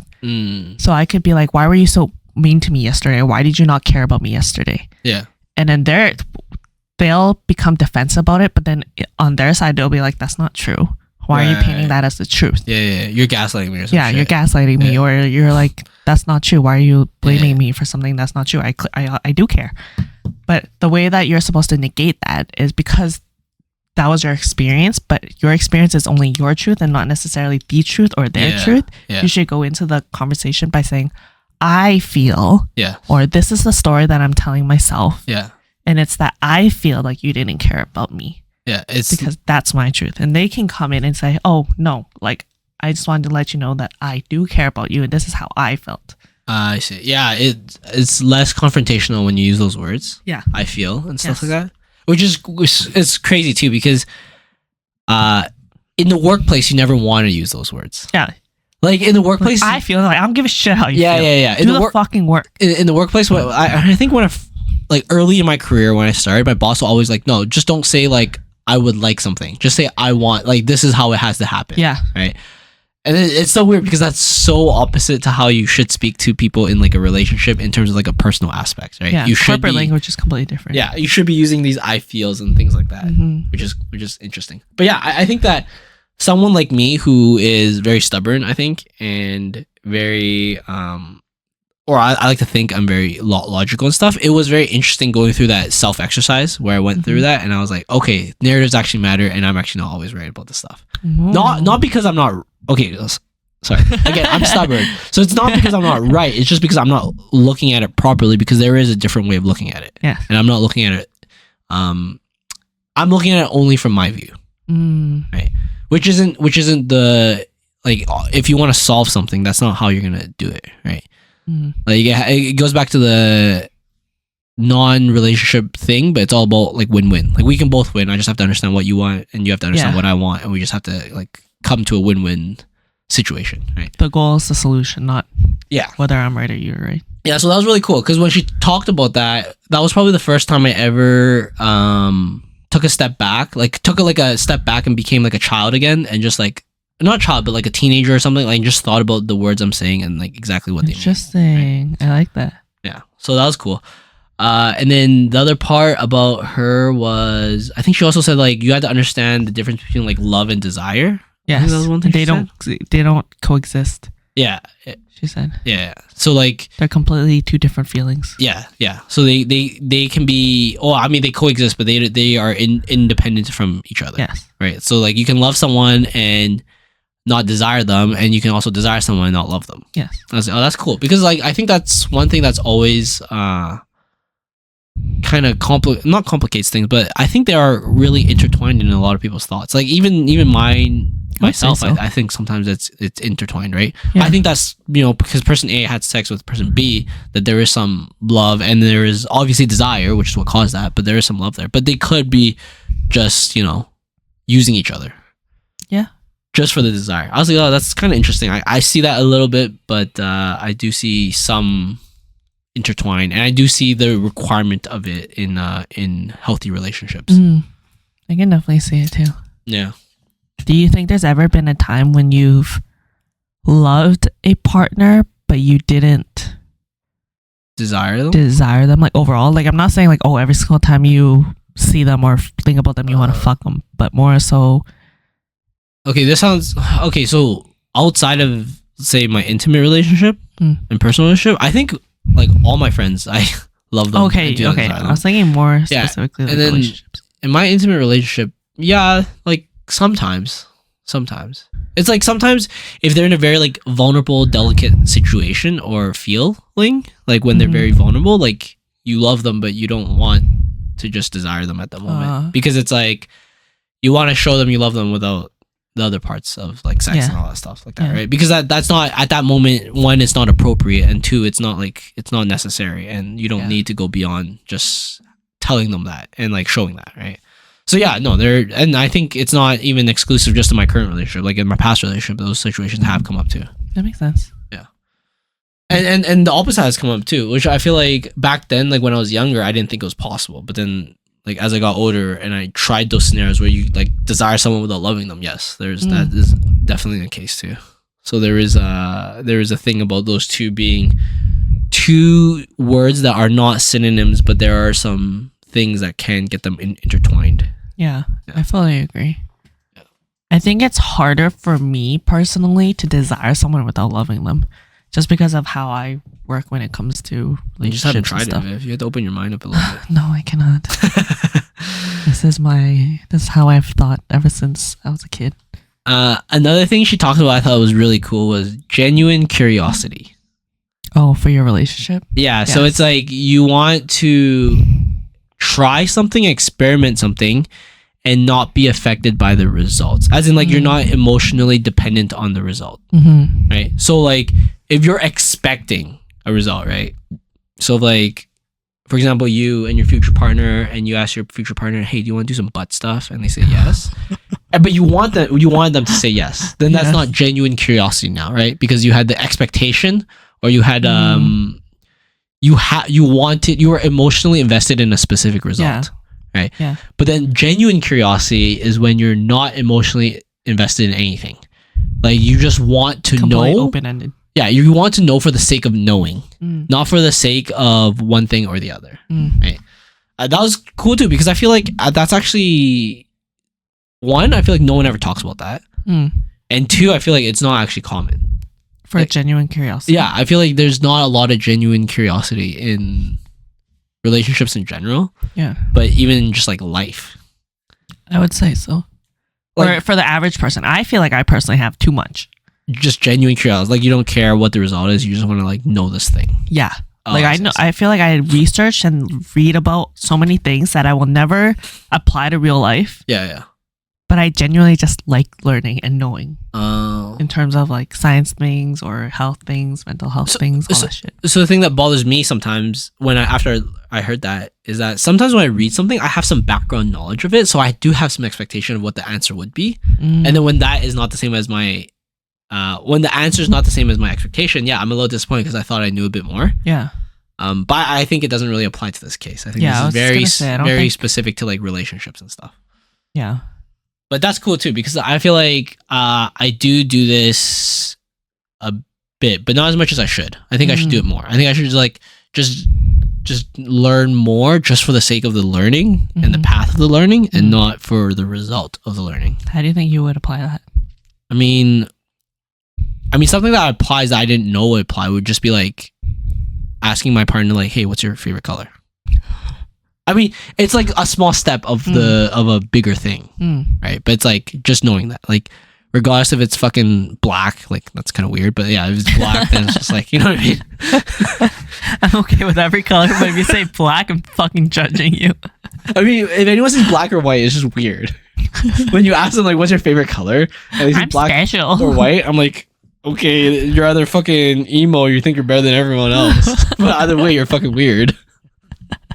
Which is weird too, because now you think about it, that question itself, do I have genuine curiosity now? Because I do have a slight expectation that if you say something fucking weird. So, what's your favorite color? This bitch better not say black. Better not say black. Don't say black. Fucking white. But if they also said some like really, really weird color, like I don't even fucking know the name of the color, then I would. Chartreuse. I would also kind of judge that too, wouldn't you? I mean, like I would. You know what I mean? If you're not saying Roy G. Biv, I'd be like, the fuck are you talking about? Or even like, okay, if you say cyan or magenta, that's still acceptable because I feel like those are like common colors and shit. Secondary colors. Yeah. But if they say something fucking out there, like, oh, I love onyx, I'm like, what the fuck? It's black, bitch. You weird ass bitch. like The Rock. Right? But yeah, I feel like maybe that's not as genuine, but the way I would apply is just like learning different things. Even those small things, I think it's kind of cool. Yeah. Like, I feel like a lot of times you go into, or at least for me, I go into my relationship and I know some stuff and I don't take my time to explore more, which I think I should, right? I think you should. I think there's so much to learn about another person. Yeah, exactly. So it's like, and it could be just so nuanced, right? And for some people it could be important, for some people it could be just dumb, right? Yeah. But it's just learning about that stuff. It's like, oh, what's your favorite swimming stroke, right? Maybe for someone who's never swam, they don't give a fuck, right? Yeah. But someone's like a professional swimmer or like really avid swimmer, they're like, oh yeah, I fucking love this type of stroke, right? I imagine you ask Joyce these questions, she's like, you're so fucking weird. All the fucking time. Actually, I feel like I don't ask her that many weird questions. What would you say is Joyce's favorite color? Favorite color? Yeah. I don't think I fucking asked her, did I? Oh, damn. I don't think so. I don't think I asked her. I don't think she had an answer for me too when I asked her last time. She looks like, or not looks like, she seems like the type to have every color be your favorite color. Yeah, I think so too. I think it depends on her mood. She's very, like, I'm very logic dependent thinking. I think she's more like emotion dependent thinking. Which is why I can't. Or I would guess like purple or green, something like that. Yeah, I'm not sure. I'm not sure, to be honest, but that's that's one aspect I'm kind of talking about, but I think it's important to like learn all these other aspects, because some stuff you learn by experience. Yeah. So like I go to eat with her all the time. I kind of know what she likes and what she doesn't like. Yeah. But I've never explicitly asked her. Right. Which might be a game changer. Right. I think it could surprise you. Like maybe you'll be like, oh, you love fish. She's like, I fucking hate fish. What do you mean? Yeah. Exactly. Yeah. But like, I do also know the difference. Like sometimes, for example, I hang out with her all the time and I know the stuff she likes and she doesn't like because of that. A part of me or her might appreciate that. Yeah. And then I think also a part of me or her will also appreciate the explicitity of it, of being asked that too. Mm-hmm. Right. So it's like, I appreciate if you say like, oh, or hey, here's this slice of mint ice cream with score and Oreo, right? And not because I've ever explicitly said I like that. I think you told the whole fucking world. Shut the fuck up. Okay. But say I didn't. Trying to still have a Randy's cake yesterday. but say I didn't and you got me that, then I'd be like, oh, that's kind of nice. Like you got me something that I didn't explicitly tell you that I liked, right? Like did you notice it? There's an appreciation to that side of it too, right? But then there's also appreciation of explicitly being asked and then telling them the answer. Yes. Right? I think there's it's like intention. And yeah. And I think one side of it, I think both of them are genuine curiosity, but they're just different ways. But yeah, I think that's kind of cool.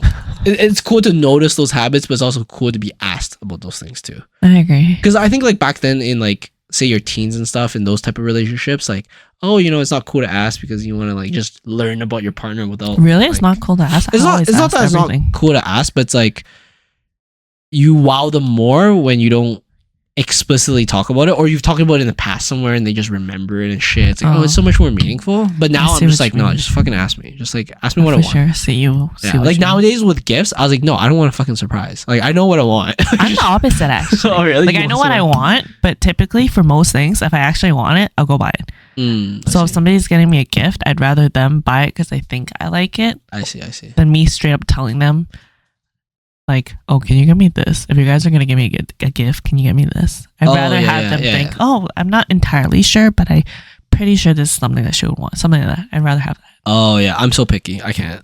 Like, if someone asked me, I'd be like, around that time, I always kind of want something. Yeah. But I always just don't buy it, right? Yeah. But then if someone asks me around the time that I want something, then I'm like, oh, I've been looking at like, the scooter or something like that, right? Mm-hmm.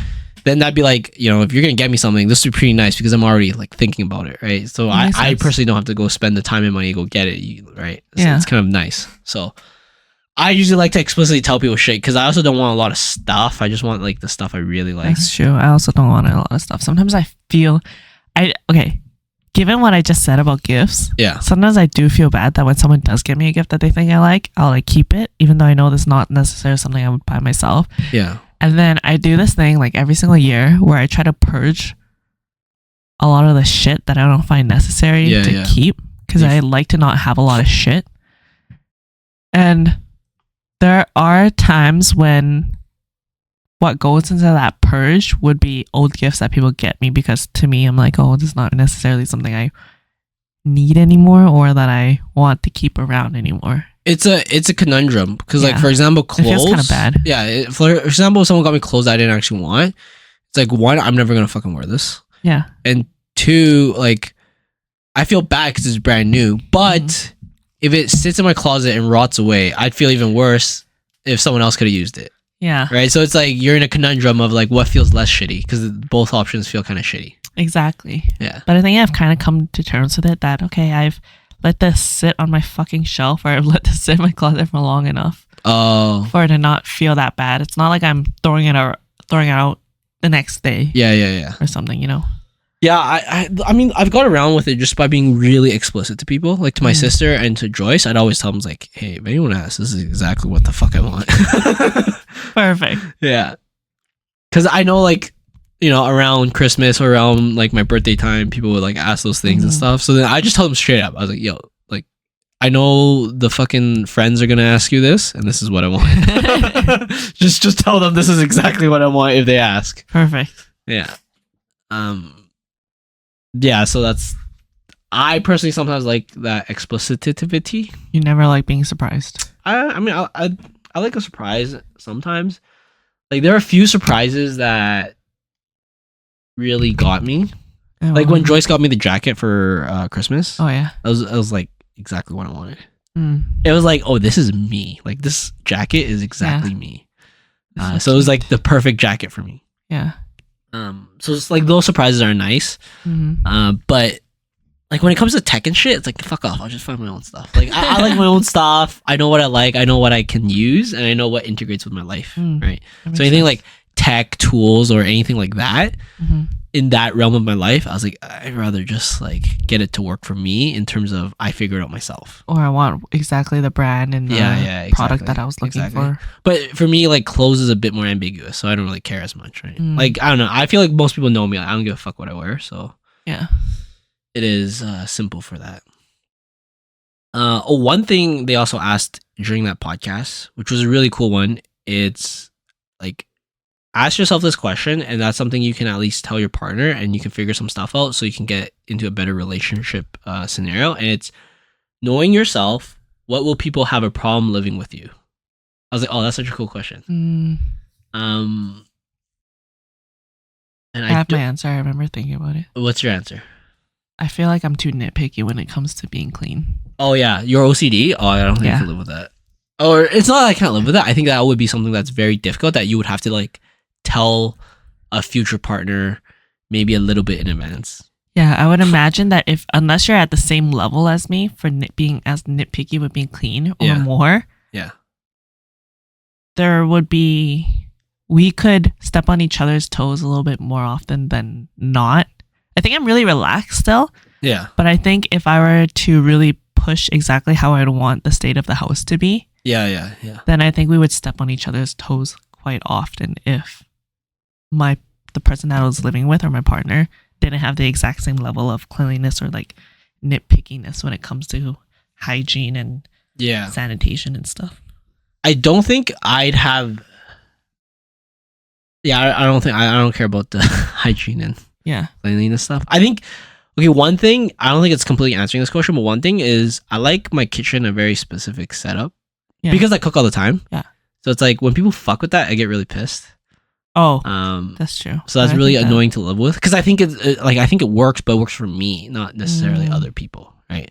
You have your microwave on the floor. If it has to be on the floor, it has to be on the floor. I'm trying to think what else would be hard to live with me.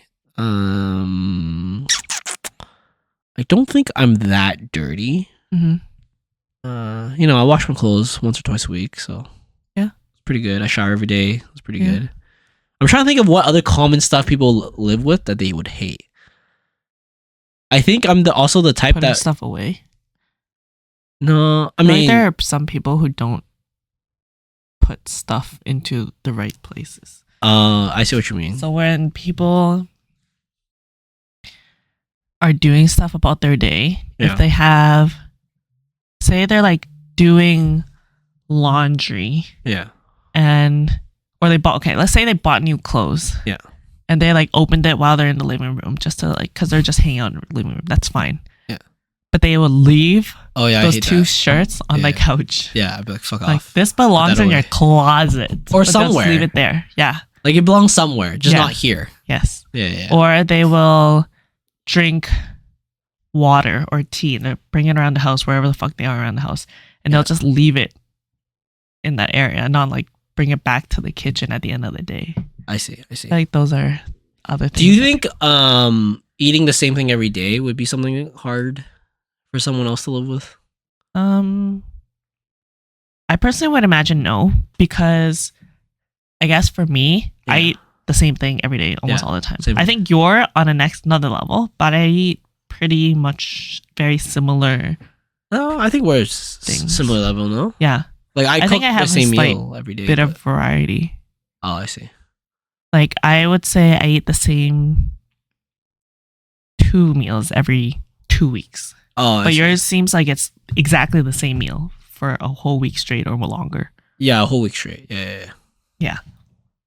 I feel like no, that wouldn't affect somebody else, because if you don't want to eat the exact same thing, you can just very easily make your own fucking food. Yeah. At least that's how I feel. But I feel like if your partner wanted to eat with you all the time, then that'd be a game changer. Yeah, that would be a game changer, because they would be like, why don't we just eat something different today? Or why don't you eat the same food? I want to bond with you over food, or blah, blah, blah, blah, blah.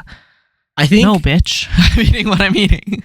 I think maybe this might not just be like for someone just living with me, but like my partner specific. I think my frugality might be annoying to them. Oh, interesting. Why I'm is pretty that? fucking frugal and shit. Yeah. Where it's like, if we went, if me and you went grocery shopping together and we live together and we're like a couple, and there's like two brands of ground beef, I'm like, no, we buy the cheaper one. Why wouldn't you? No, but like, for example, if you like something very specific, right? Like you want Heinz ketchup.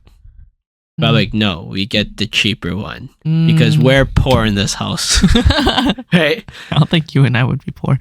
But yeah, it'd be that I have some of that frugality where sometimes I was like, no, we shouldn't get this random What if snack. the quality is completely different though? Like if you get Heinz versus no name. I'm not saying, yeah. I'm guessing no one would ever be able to notice the difference. But what if the taste is completely different? Like I would say getting no name cereal probably tastes quite different. I've never done it, but I can be convinced. No named Oreos versus Oreos. Yeah. So I definitely can be convinced of that argument. But I like what I like sometimes. Yeah. So like if I've already tried the two, then I'm like, no, we're getting this one. Right. If we're like joint account, couple, same household or whatever it is, then I'd be like, I prefer not to waste their money on this shit. Oh yeah. I think that might though. annoy some people. I don't know. I think that might be annoying to some. I would imagine if you had completely joint finances where you both just dump everything into the same account. So there's not necessarily one person who says, hey, like, I'm paying for this shit. I feel like I have a little bit more voice in this decision. But regardless of that, if you both put your money into the same account, then I would imagine you guys would have to find some sort of resolve when one person says one thing, one person says the other. It's like, okay, you vote no, I vote yes. We have to RNG this because this was our rule so that we don't consistently get into small fights. Yeah, that's true. That's true. Maybe this is something I have to think about more. What sucks about living with me? Oh, what if it was that your partner wanted to spend more time with you? Because I feel like you have such a rigid routine. Oh yeah. That you stick with. What if your partner wanted to deviate that for a little more, or they wanted to be like, hey, can I come with you to the gym? But can we? Because I want to spend time with you. But can we go in an hour, or can we go later? Because I want to do this right now. Oh. Or can you come with me to do this, even though you're supposed to be at the gym right now? Yeah. And then we can go to the gym together later. Yeah, that would suck. Yeah.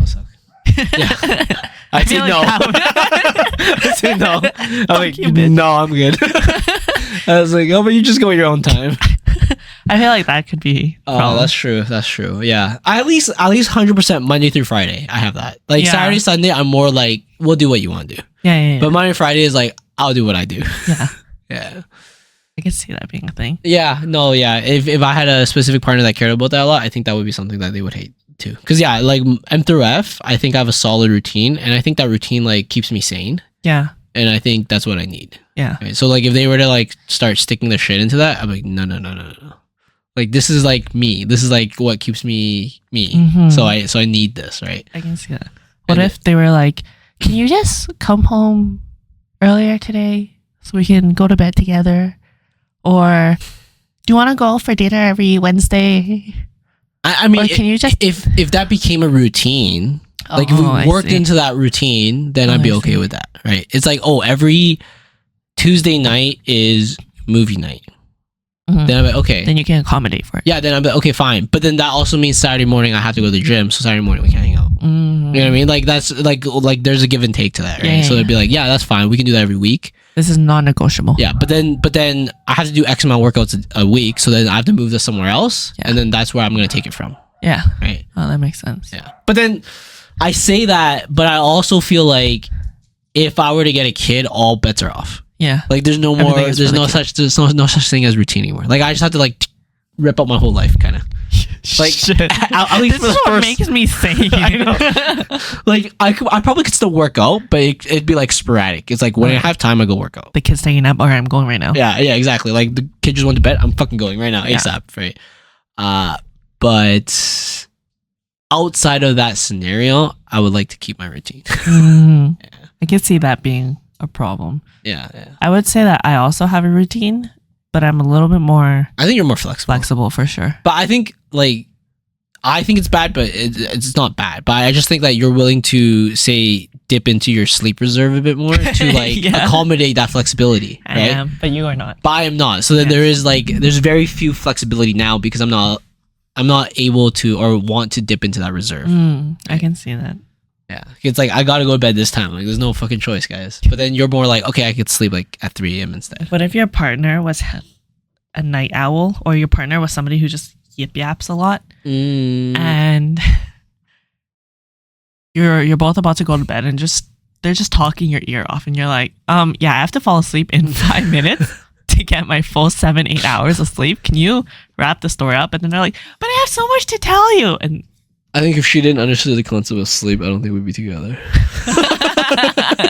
All right, just saying. 1 minute.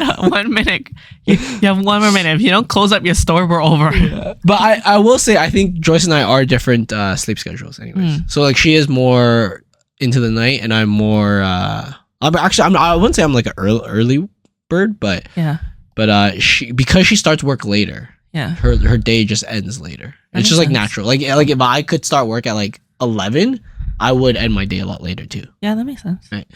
But then I don't think our discrepancy is that big, which is fine, right? It's like, I think what would happen if we were to ever live together would be, I would wake up maybe an hour or two earlier than her, like say on a weekend, and just do something before she wakes up, right? Yeah. Like maybe hit the gym and then come home, and then she's awake now, right? Yeah. And then she would probably like be up a bit longer while I just go to bed. Like when I want to go to bed, I'm out. Like I just like, okay, bedtime. I just turn all the lights off, and she just does it. Like if she doesn't want to sleep, she'll just go on her phone a bit and stuff. Yeah.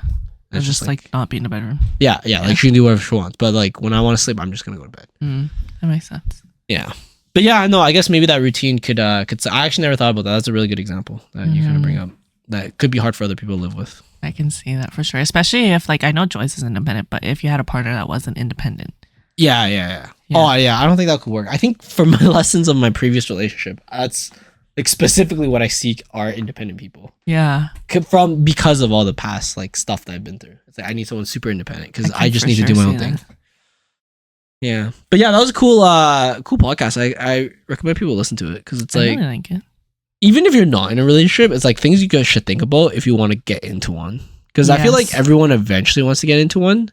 Regardless of what they may say or what they may like think they feel, like it's a very human desire.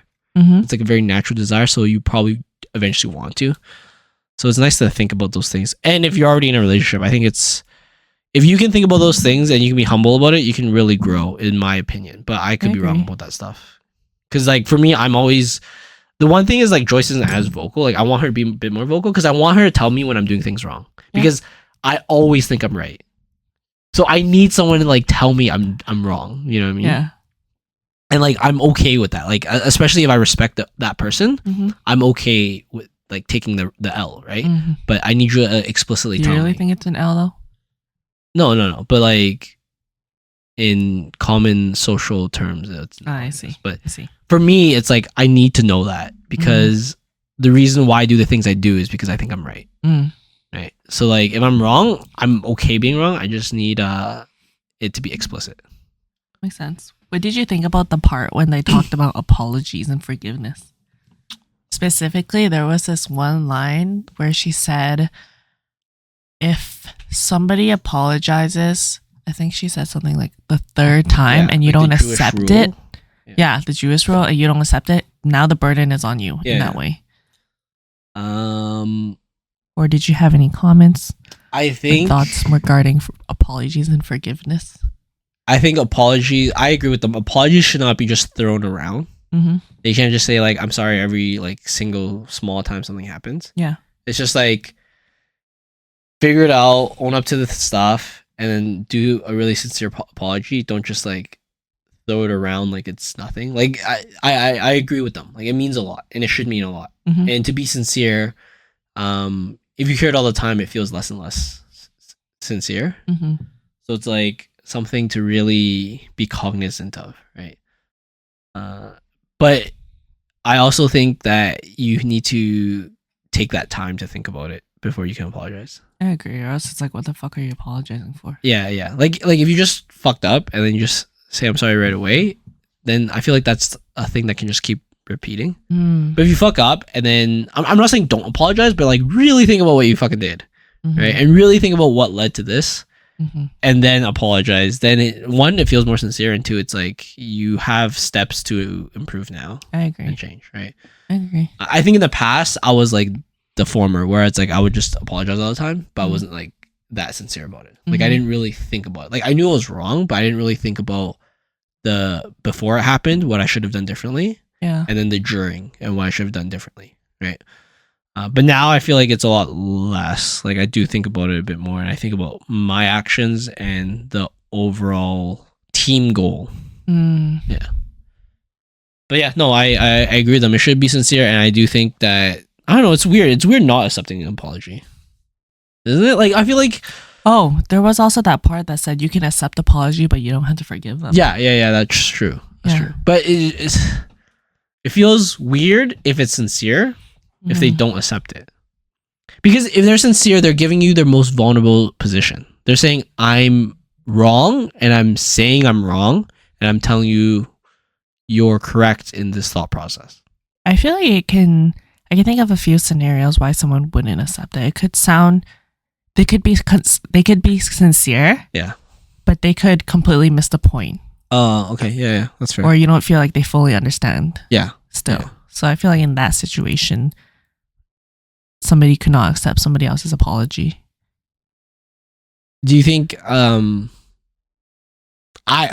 my mind, I think that onus might be on the other person to maybe tell them explicitly why they're wrong then at that point. I can see it. Right? Like if they're sincere of their apology, but they missed the point, it's not like they're not trying, it's just like they're wrong. But we shouldn't be punished for being just wrong, right? Like we shouldn't just... You should recognize the effort to being sincere and understanding. Yeah. So then the onus should be on that person now to explicitly tell them like, okay, I get that you want to do right. This is why you are wrong now. Right. Instead of like beating around the bushes. I feel like that happens a lot more in like younger relationships where like they beat around the bush a lot and they don't really get to the point and shit. Anyway, you should just tell them directly. Yeah. Just tell them it's like, this is why you're wrong. Like I feel like sometimes girls or want the guys to figure it out and shit like that, and I feel like it's unfair because I think it's completely unfair. You're not a mind reader. Yeah, exactly. And it's like if this is their first relationship, or if it's their first relationship that got this deep, then it's like this is their first time doing it. It's like it's weird because it's like being rude to someone. You make infantile relationship mistakes. Yeah, exactly. And it's weird because this is kind of the example I always come up with. It's almost like being rude or mean to someone with a bad accent trying to speak English. It's like it's not their fault. Like they're trying to learn the language. Like you shouldn't be mean to them for that, right? They're trying. Like there's no reason to do that. So that's the same case as if like the person's never experienced a relationship before and they're wrong about this thing, right? Yeah. It's like it's kind kind of give them a little bit of grace. Yeah. And you have to also know you gotta explicitly tell them shit, right? Yeah. You can't just be like, imply all this stuff and assume all this stuff. I agree. I think it's easier for both parties if you just literally just say what you think, what you want, how you feel, instead of thinking, oh, I want the other person to understand, or I just want the other person to know, or they should know better, or they should not think that way, or whatever. Just tell them straight up. Yeah. And then both of you will achieve the goal that you actually want. Yeah, I also... Objectively, it's just a better route to take, in my opinion. Yeah, I would actually even go one step further and say that they should... Oh, okay, so I think this is important. I don't know how much applies to other people's relationship, but I think if you don't know, it's also important to explicitly say you don't know. Yeah. Because it's okay to not know. Sometimes you're frustrated and you don't know why. Yeah. And that could be enough information to help your partner, right? I think so. Yeah. So it's like not just tell them what you do feel and what you do, but if you don't know how you feel right now, like also say that, because your lack of understanding to them might seem like sorrow or anger or some other bad feeling, when to be honest it's confusion. I agree. Yeah. I think it's very okay to say, oh, I actually don't know the answer to that right now, or I'm not actually sure, or I need some more time to reflect on that, but this is my current stance, all that stuff. It's just clear, concise communication. Yeah, it's like you don't have to say the perfect thing or know the exact answer, but as long as you're communicative of where you stand and what you understand and what you want or the other person wants, I think that's what's key. Yeah, it's like if two guys date each other. Huh? It'd be super logical, you know? I don't think so. Okay, I know some pretty emotional guys. That's true. Just in general, I feel like girls can be quite emotional. It's not that emotional. I just feel like sometimes they assume too much, or they're not explicit. Or they're like, I just want you to know. Yeah, just like, or I don't want you to feel that way. Yeah, it's just like, shut the fuck up. Just tell me. What do you want to eat? I've had a conversation with a pretty close friend of mine recently where she told me, she was like, I just wanted you to know how I felt without me telling you. And I was like, you can't expect me to do that. That's not fair. That's not fucking fair. No matter how well we know each other, you can't put that on me. I'm like, so which class does it take to learn this shit? Which psychology course? So how do I learn how to read someone's mind? Yeah. Please do tell. Yeah. No, I thought that was a great podcast though. If anyone wants to check that out, I think Andrew Huberman, Esther Perel, she's on tour or something like that. Sounds crazy. It sounds like a lot of people already know her. I feel like it's the first time I've been introduced to this name and this person. But it feels like a lot of people in the States or wherever region she's in knows her already because all her shit's already sold out and stuff, and it's pretty insane. I'd imagine it'd be pretty rewarding if you were an expert in the field that you're passionate in, and you can go on tours when normally tours are more things for books or music artists and things like that, or comedians. But then to be a therapist or a psychologist on tour, that's pretty sick. To be like, I'm so passionate about my work that I just want to share that information. I think that's pretty neat. That's a pretty cool goal. Like, if I could be an engineer on tour, that'd be so sick. Yeah. Right? Yeah. Like, yo, look what I can do with this gear. Show you some magic. That'd be pretty fucking sick. I mean, it just means you have some crazy technology that you want to tell the world. Yeah. I'm so passionate in my field, and there are people who are passionate about what I'm doing. Yeah. Yeah. That's cool. Really? No, I think she's like, just the way she speaks, she just sounds so knowledgeable and so. She's very composed. Yeah, and she's very I don't know how to say it, but it's just like she knows her shit and she's confident about it. Yeah, which is cool. Yeah. Which is cool because it's such a, like, the brain is such a weird topic, and now you're talking about two brains, right? So it's like it's like so hard to truly understand. But I love it. I love human psychology. Yeah, it just feels like she understands that Sometimes shit. I think I should have gone into psychology. Dude, could you imagine being her husband? How easy or hard it'd be. I'm not sure. You get assessed all the time. She's like, this is how you really feel. And he's like, I don't think so. And in 2 years, fuck, you're right. He goes to bed, wakes up in the middle of the night, fuck, you're right. All right, anyways, we're going to end now. Hope you guys enjoyed. Thanks for listening, guys. All right, see you guys. Bye-bye.